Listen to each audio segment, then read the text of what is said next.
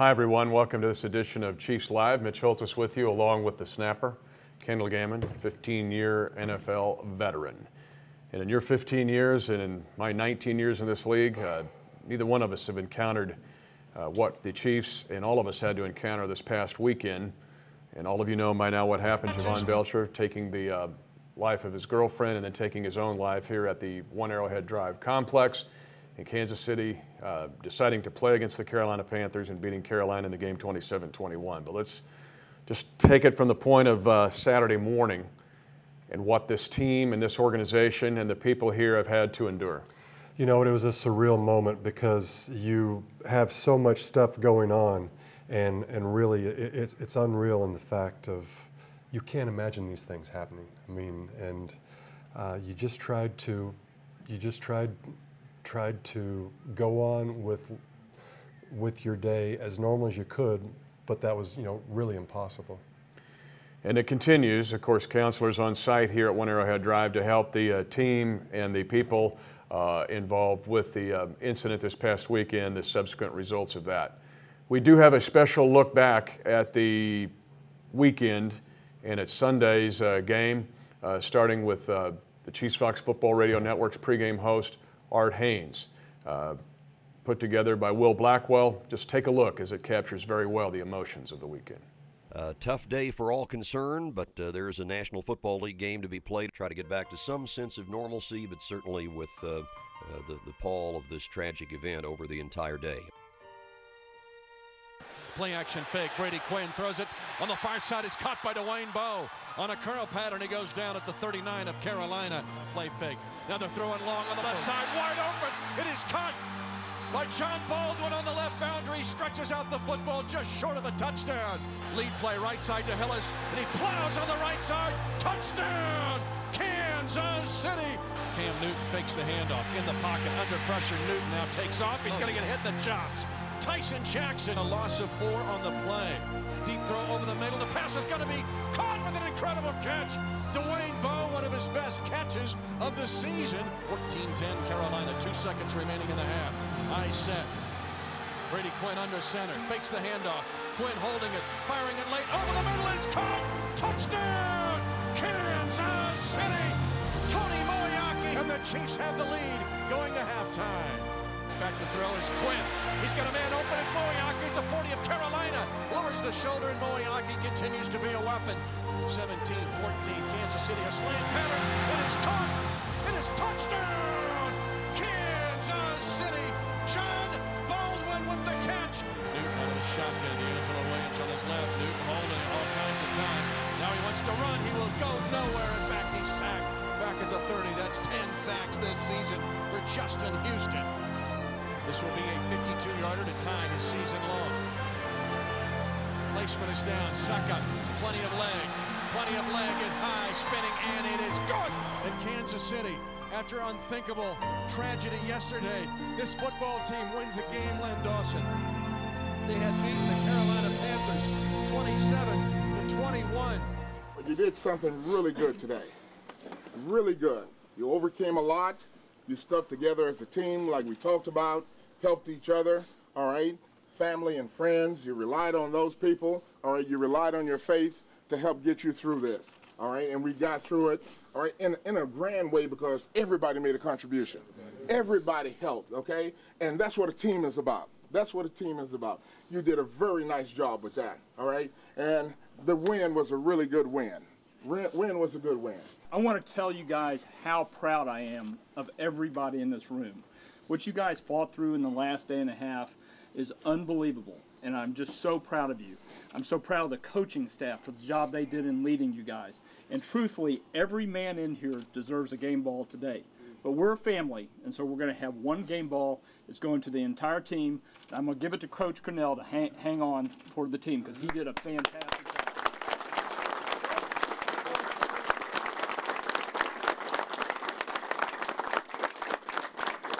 Guys, like Clark said, this belongs to all of us, okay? And we'll hang it somewhere where we all can see it, all right? We'll try to get that done because we're all a part of it, all right? And without each other, we never would have been able to get it done, all right? So keep fighting for each other. Keep fighting for each other. All right, everybody's in here, all right?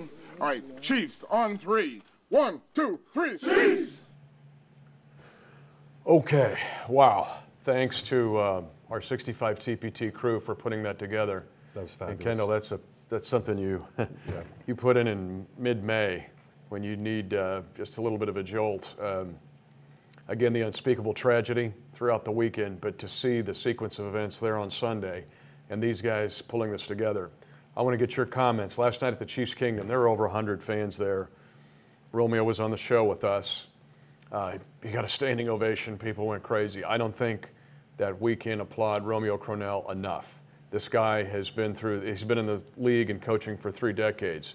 But what he had to do Saturday morning in witnessing the suicide of his own player, less than an hour later, address his team and try to keep this team together, because the other victim in this was well known in that locker room, part of Jamaal Charles' family. Romeo Crennel showed phenomenal leadership.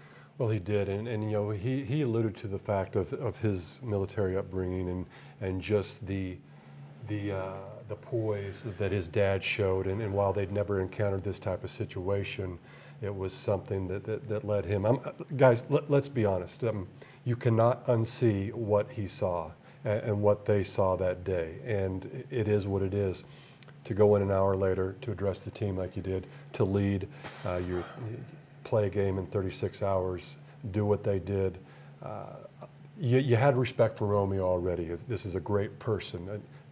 Throw out the football, throw out the record. Do you wish it was better? Yeah, but he's a good person, and he did some good things, and he stepped up and he led. Well, let's get some reaction in the locker room after the game.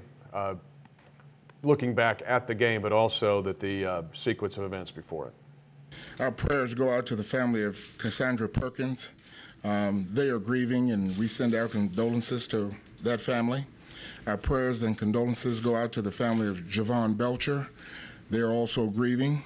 Our prayers and hopes go out to a 3-month-old Zoe, little girl who will never get to know her mother and father. So we're grieving for all involved. Coach Crennel talked to us, told us what was going on. Guys kind of took it real hard. Guys are still taking it hard. Just right now, we're just able to get over it just because we played the game. But when we get home to our family, sit down here in a little bit, you're going to see what happens. We're football players, you know. We love the game of football. And when something happens like this, what we're going to be doing is sitting around for 3 or 4 hours when we're supposed to be playing, just thinking about the tragedy that went on. And it's a tough deal, man. I mean, this is going to take time, so it's not a one-day deal. I think in moments, you know, tragedies like this, they can either define you or they can redefine you. And I think this team was able to take an event and allow it to redefine us as a team. You know, we were battling through a lot of emotion. We were battling through a lot of difficulties on the field. You know, there was a lot of injuries too, and guys stepped up and played a heck of a game. Oh yeah, Brady played huge today. You know, he played smart football, no turnovers, and you know, that's what we've been trying to do all year, and you know, we did it today and we won. Oh man, he played phenomenally, man. He was poised in the pocket. The offensive line did their job of holding up, and I got my depth, and he just laid the ball up. My job was to catch it and try to do my best and catch every ball that he threw, and it worked out successfully. Tough fought game, obviously a lot of adversity to fight through. Carolina played a good game, moved the ball well on us, and we had to stop them there at the end. We had our defense stepped up really well. Proud of those guys, the way they played hard. Just win in 70 days. How did it feel to finally get another one? It felt good. I just wish it could have been under better circumstance than what we're going through right now, but it was a good win. I'm proud of the guys in that locker room, proud of the coaches, proud of the organization, you know, for having to deal with what we had to deal with and be able to pull through it and show some character. As an organization, as a team, as players, as coaches, I thought that was all very positive. And I'll say this, you know, we couldn't have done it without the leadership of Rick and Scott. You know, they really stayed strong for us, and that was key. To have an act go on like this yesterday, it's one of those things. It could have been avoided, but as a teammate, you know, we have to do more by not getting in people's business, but I mean just making sure that your teammate's okay. If he says he's having problems, get more details. I know when it happened, I was sitting in my head thinking, what could I have done different? When you ask someone how they're doing, do you really mean it? When you answer someone back, how are you doing? Are you really telling them the truth? We live in a society of social networks and Twitter pages and Facebook, and that's fine and stuff, but we have contact with our work associates, our family, our friends, and it seems like half the time we're more preoccupied with our phone and other things going on instead of the actual relationships we have in front of us. And hopefully people can learn from this and try to actually figure out if someone's battling something deeper on the inside than what they may be revealing on a day-to-day basis. The basic plan for us is to rely on each other, to rely on our family and friends, and to rely on our faith, because that's what will get us through.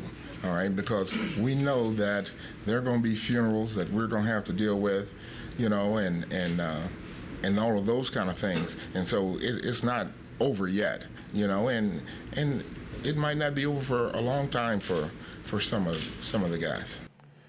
Proud of this team, but I'm really proud of Romeo Crennel. I'm never going to forget what he did over the past couple of days here at One Arrowhead Drive and what he had to endure and encounter, of course, along with General Manager Scott Pioli, linebackers coach Gary Gibbs. But Romeo Crennel had to be the main focal point here to try to get this team and through the weekend. So proud of him. Now, a horrible tragedy, but it causes everybody to stop and think. I mean, life can get stopped in an instant, but you used it as a teaching point for your family. Well, I did. I mean, there's not much positive you can get out of this, but for me, I sat down with my boys, with Blaze and Drake, a 16-year-old and a 13-year-old, and Mitch, what I said to them was, guys, there's nothing ever too bad in this world that you can't figure it out. I get choked up now. There's never a reason to take your life or somebody else's. Come to us, we'll talk about it if there's ever anything. Now, my boys are doing fine. They're 13 and 16, they don't have a care in the world. But when you look at it, you've got to take what positive you can. And I hope, while I'm not telling anybody what to do, maybe that spurs some conversation with you and your family, your friends, your kids. What Brady Quinn said there at the end was very eloquent in terms of, you say, how are you? And you answer, I'm fine, but do you really mean it both times? Are you really listening? It is an age of looking at the phone and checking things out. And relationships are real, and you've got to pay attention to them. I'll just say this, I'm not trying to sell your book, but if people just want to read how personal this gets for Kendall, you can also get his book. It's in your book, Life's a Snap, where it gets real close to home for you. I'm going to recount this story that I think could be helpful. I had a very, very close friend who called me that talked about, was contemplating taking his own life. And when you get that phone call, everything goes to black and white and your life stops. I prayed to know what to do. I called a counselor who is a fabulous counselor, a guy named Warren Trainer. I'm just going to put it out there. He helped this person get through it and basically saved his life. There are some numbers that the Chiefs are using where you can connect to try to help with issues, because Kendall said it so well. There's always hope. There is an answer, but get some help. Here's the Kansas City Metro Domestic Violence Hotline, also the National Suicide Prevention Lifeline. Look at these numbers, save it. There is help and there is hope. But a tragic, tragic situation, and as we all move on from this, it just becomes a teaching point, a message, but it also just kind of gets you down to the baseline of life. All right, now let's get more into the football game. The Chiefs able to beat the Carolina Panthers 27-21 to get their second win of the year. When I watched the tape, I got excited. I said it last night on the Chiefs Kingdom radio show. I love it when it becomes a habit. And it, in this case, for 2 games in a row now, was the offensive line of the Kansas City Chiefs. Set the tone, Kendall. From the first play of the game, first drive of the game, they set the edges, they made plays. What about the O-line? Mitch, the O-line, you can't not say enough about them. I'm going to start with the center, Ryan Lilja, our own Shawnee Mission Northwest grad and a proud Wildcat. And I want to use some props here this time. And what this is going to be, you can name him whatever you want. This is our defensive player Yeah, he shall remain nameless. But imagine that I'm the center and you're the guard. On either side, it doesn't matter, but right now it would be the left side. This guy's right here. Now you're going to have a linebacker over here, folks, where you're sitting at. And if we're trying to get them to him and we're running, the center, in this case Ryan Lilja, he's getting to this guy without getting help from the left guard, which allows the left guard to get up, get to the second depth level, and do some good things. And that's huge because now when you can get those linebackers blocked, that makes a difference. Now, let's say that he moves over a little bit and he gets right here. Well, as a center, he's a half man over. I can't get to him. So now we've got a call, and now you're going to come down as a guard. You're going to block here. And me as a center, I'm going to pull around, and I'm going to block also. And now we're going to try to outflank people and get to the edge also. Now, the same thing goes when you talk about the tackle tight end. Say you're a tight end and I'm a tackle. Depending on where this guy is, on whether you have to double team him, whether I can handle him myself right here and you can get up to the linebacker, or if he's right here. We saw several times where Stephen Maneri came down, blocked him, and me as a tackle, Donald Stevenson, came around and led on the sweep. It's things like that that they're doing, a physical football game. They set the tone, and now as a defensive lineman, this guy, he doesn't know if somebody's coming straight at him or somebody's coming from this side, from this side. He doesn't know what's going on, and that's what you want as an offensive lineman. I'll tell you right now, they're doing some good things. I love it when you take your head start and your vegetables. Did you just go Mission Impossible on me? I might have. That feel like Tom Cruise. It has been a movie right there. There's no doubt about that. Yeah, I think you just went Mission Impossible on me. Well, let's take a look at the video and kind of show you how it manifests on the field, what Kendall just told you, and how the Chiefs got this done early in the game. This is a pass play on that initial touchdown drive. First time the Chiefs have had a touchdown on their first drive of the game in 2 years. But this is a nice scheme play where they show the wide receiver screen and then release Baldwin down the field. And Jack, I don't know if we can get it back, but go back to that first play because Jamal Charles picks up the blitz. This is the nice scheme play. This is Brian Daboll. Let's go back to this one at the beginning. Charles picks up a blitzing linebacker to make this happen. Well, he does, and the other big thing that he did on that, Mitch, was it was a nice play fake because they started off the game and they pounded the rock. He got 5 yards on the first play. He got 10 yards on the second. Now with the play fake, that makes people bite when you've had 15 yards run on you in the first 2 plays. But like you said, not only does he know that he has the play fake, he picks up the linebacker coming, and that allows Brady Quinn to deliver the ball. Okay, replay this one. This is the touchdown, but we're going to see Ryan Lilja. You mentioned him in your example. Lilja might be the proudest guy on this football team. He pancakes this guy right in the middle, and there is nobody that's prouder. Watch him pump the fist. Lilja pancakes the guy in the middle to allow DeMarco to make the key block to get Hillis into the end zone. Well, Mitch, let's not forget the fact that Ryan Lilja, he's only been playing center for 9 or 10 games, whatever it is, with Rodney Hudson going out with an injury. To do what he's doing this year and how he's doing it is phenomenal. I mean, you can't say enough. And you know what? That just shows you when he gets up and he fist pumps how much pride they're taking in what's going on, how much the game means. And here we go, setting the edge and having that attitude. The offensive line able to get Charles out the gate. And what about Jamal's decision here? You saw the one cut and you decide to explode after the one cut. Well, the one thing that we didn't talk about with our nameless friend when we had him up there a minute ago was the fact that the offensive line of Kansas City was getting into the down linemen of Carolina.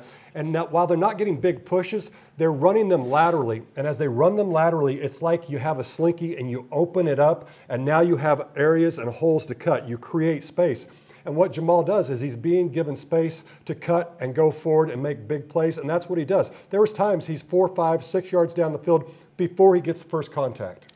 Last week we talked about the 4th down decisions. There was a lot of chagrin about not going for it, 4th and 2 at the 4. Here you go for it, 4th and 1. If this play doesn't work, you're going behind. I mean, there's no time left in the at the end of the half. Well, you're exactly right, and that's a play that everybody has in their playbook where the tight ends cross. And if you're wondering, that was number 79, Donald Stevenson, crossing to the right side. Throw to him. Exactly. So let's throw to Donald. But I'm glad they got it where they were. This play right here, and if we can go back to this, but this is a big play because it looks like just a simple cut in right there and that slant. But what you don't see is the fact that Brady Quinn, this was an influence play to the right, that they were going to run the ball. Brady Quinn's dealing with number 90, the rookie out of Oklahoma. He's coming full bore. Brady knows that he's going to get hit. He steps up, he delivers the ball the only place he can, and Baldwin makes a great catch. Quinn in this game, 19 out of 23. And Moeaki now, I love it when it becomes a habit. Remember, habit for Succop making field goals. This was gigantic as he pops through 2 big field goals in this game, but he got the Chiefs back up by a 6-point advantage when he hits a 52-yarder. And then the defense takes over. But things becoming a habit. Moeaki has been a factor.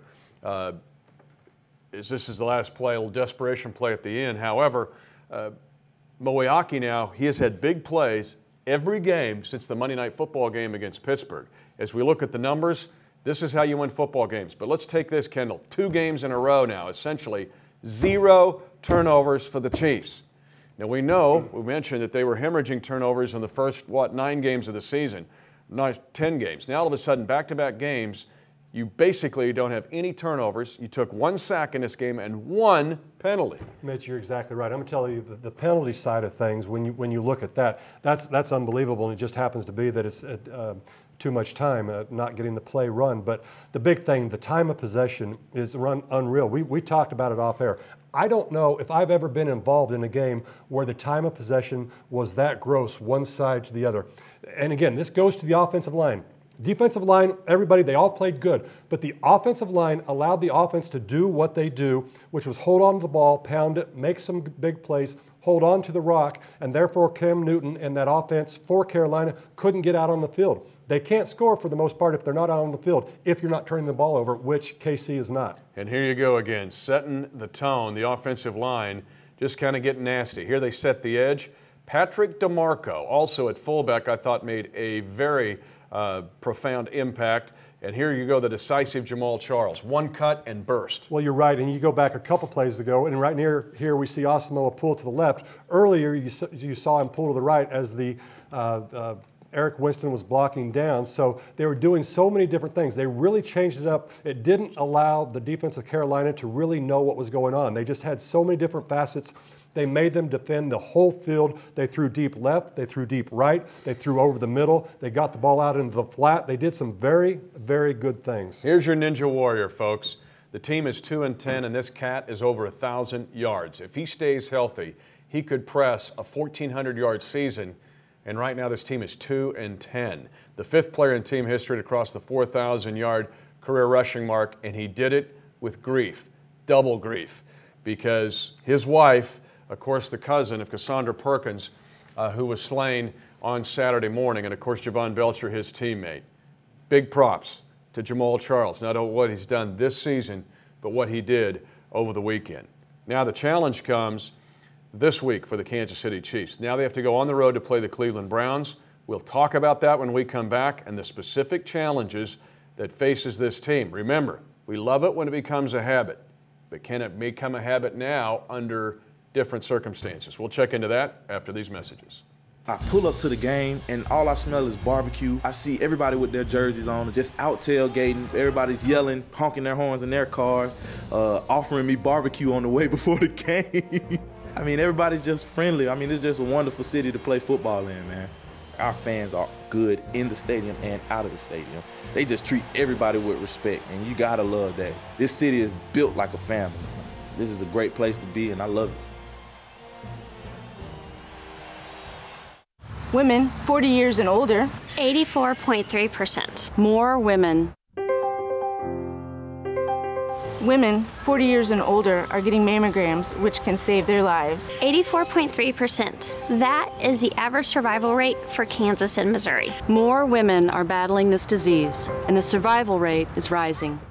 Help continue the trend. Join the Kansas City Chiefs, Hy-Vee, and the University of Kansas Cancer Center and schedule a screening today. It can save your life.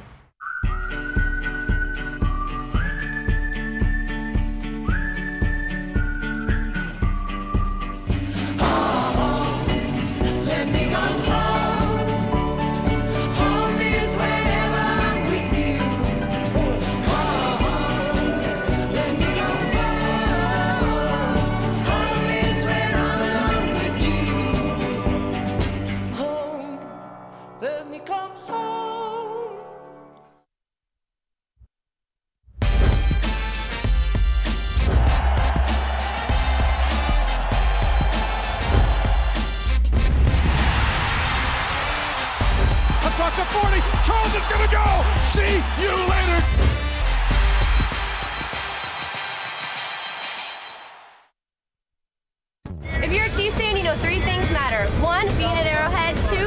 your red on Sunday, and 3, tailgating.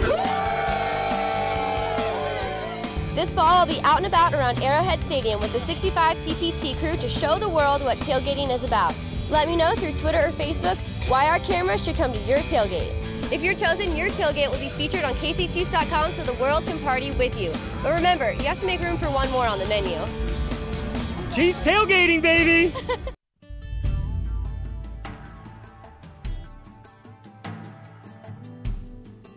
So many great things about the fans in Kansas City. I mean, anywhere you travel, anywhere across America, someone approaches you and asks you, do you play for the Kansas City Chiefs? And instantly the conversation goes, straight to our fans. And they want to know, why our fans are so in tune to the game, why our fans are so excited, and why Arrowhead is always one of the loudest stadiums in the NFL. And I always tell them the same thing. I think, Kansas City fans, they have a passion for football. And it shows every Sunday we go on the field. You can see that those people come out to support us. They give it all, just like we lay it all on the line on the football field. They're giving everything for us, especially as a defense, and helping us out. Welcome back to Chiefs Live. Kansas City now goes on the road to take on the Cleveland Browns. And first and foremost, we got to deal with the fact that the concern here this week, I saw a bunch of the guys yesterday, is the adrenaline wears off Sunday night. After the tragedy Saturday, adrenaline and kind of just primal instinct takes you through Sunday.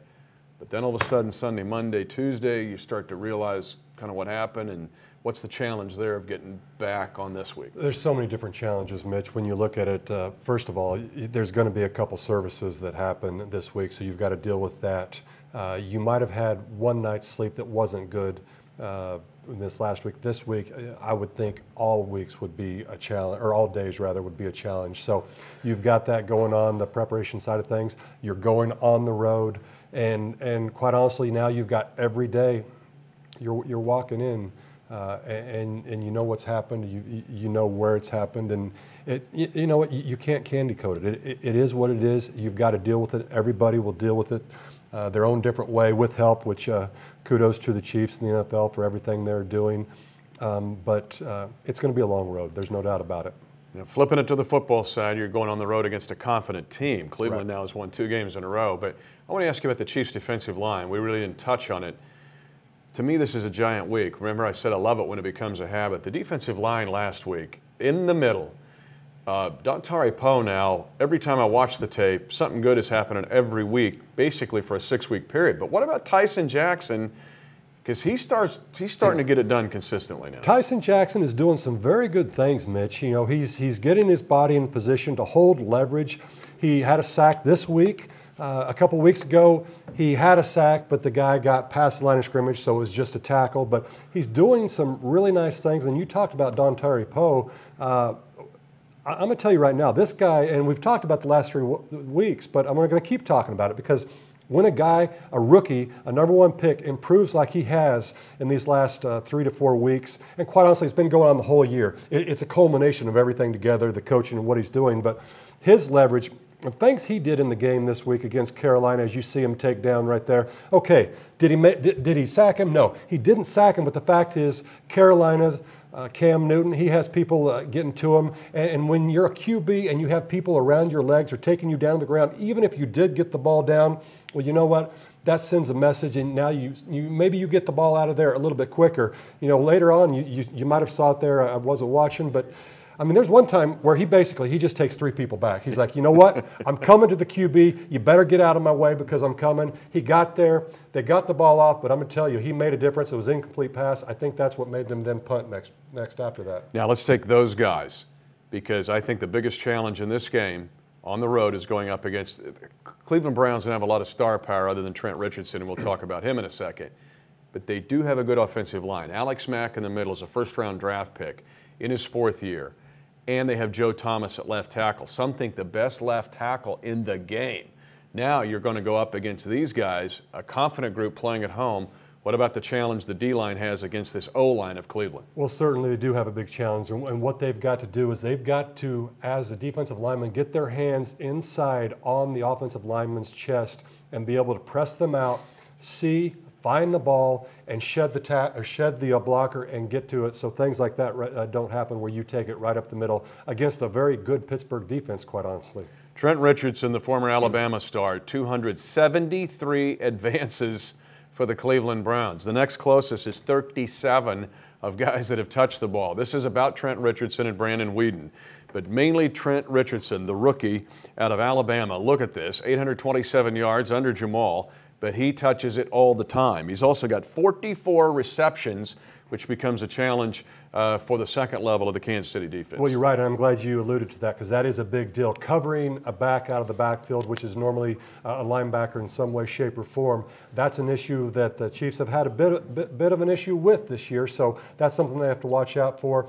Tight end has been another issue, and with the tight ends, this week Greg Olsen has a catch for 47 yards and a touchdown, but other than that, the tight end position didn't hurt them. But through the season, statistically, the tight end position has hurt the Chiefs, so that's something they'll certainly be preparing for. Cleveland 50 catches and their 2 tight ends. Benjamin Watson, the former New England Patriot, is their main tight end, so we'll see how that goes. But this is Trent Richardson all day for the Cleveland Browns. Now let's flip it to the other side. We've been bragging on the offensive line. Well, let's take a look at Brandon Weeden here.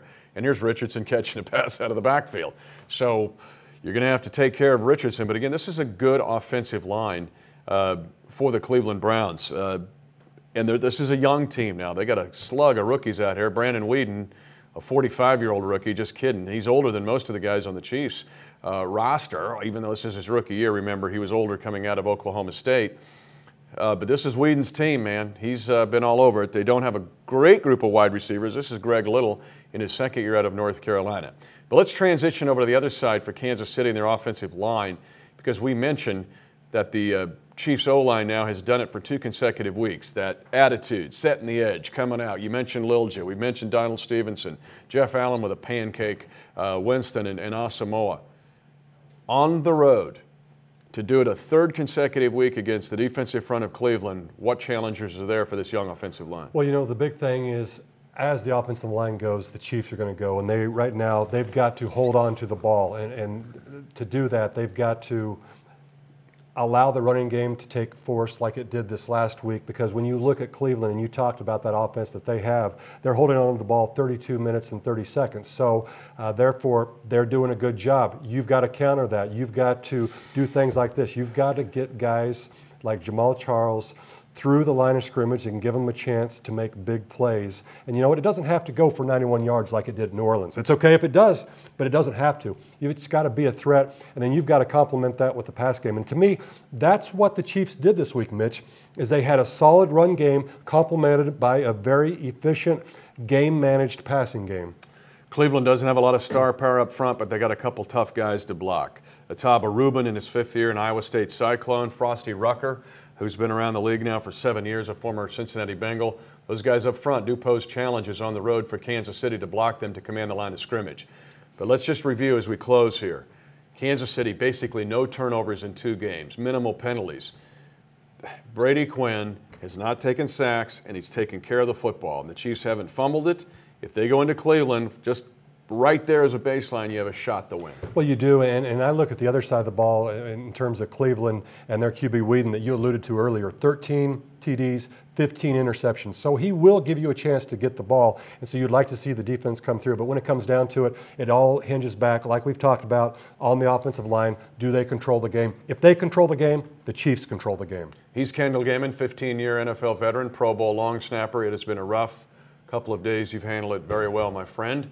As the Chiefs move on now to Cleveland, continuing to heal and trying to continue some confidence in winning on the road. I'm Mitch Holthus. Thanks for joining us on this edition of Chiefs Live.